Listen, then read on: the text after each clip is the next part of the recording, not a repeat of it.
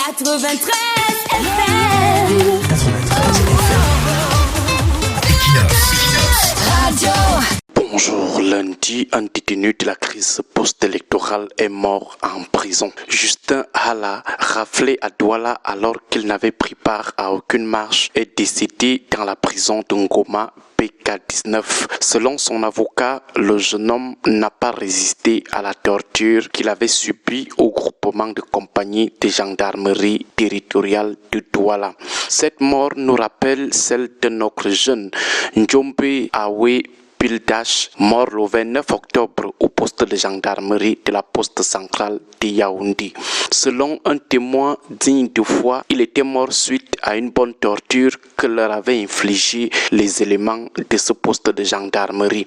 En plus des dizaines de jeunes tués à bout portant pendant les marches et aussi en dehors des marches, voilà des jeunes à qui les hommes en tenue ont décidé de provoquer la mort dans des lieux de détention où ils ne constituaient aucun danger. Des gendarmes plus nerveux que les politiciens du pouvoir décident de traiter leurs jeunes frères camerounais comme des animaux en leur faisant subir des tortures qui finissent par les conduire à la mort. Quelle est la loi qui autorise les hommes en tenue à torturer toute personne soupçonnée d'avoir contesté la réélection d'un homme politique?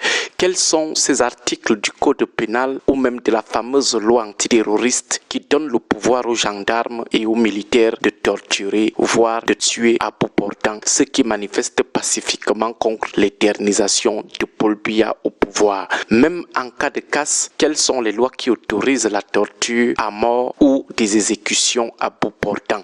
Et ce qui est curieux, c'est que malgré les dizaines de morts comptées, le gouvernement refuse toujours de mettre sur pied une commission d'enquête pour faire la lumière sur ces tueries et interpeller les auteurs. Le gouvernement reste totalement solidaire des exactions et violations graves des droits de l'homme commises par les forces de défense et de sécurité pendant la crise post-électorale. Hala Justin est décédé en prison suite à la torture subie auparavant au groupement de compagnie de gendarmerie territoriale de Douala.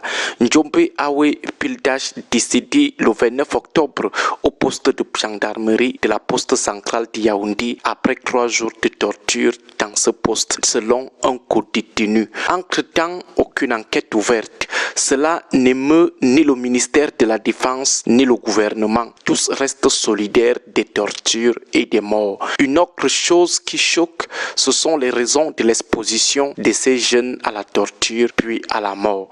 Concernant le jeune Njombe Awe Pildash par exemple, le colonel commandant la Légion du Sancre écrivait, nous ouvrons les guillemets, la Légion du Sancre a interpellé 2 suspects le 26 octobre 2025 vers 17h20 lors d'une patrouille en Sam et à Hala. Les 2 suspects arboraient des tricots estampillés Chiroma 2025. Fin de citation.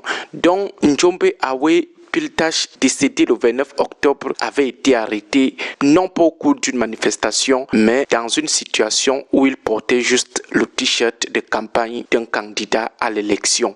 Il a été raflé ensemble de son ami pour être ensuite torturé et trouver la mort selon un témoin. Voilà des jeunes qui ont été raflés hors du cadre des manifestations qui trouveront la mort plus tard.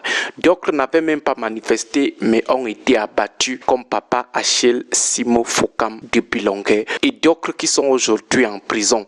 Une grande partie des jeunes détenus aujourd'hui dans le cadre de la crise post-électorale est totalement innocente.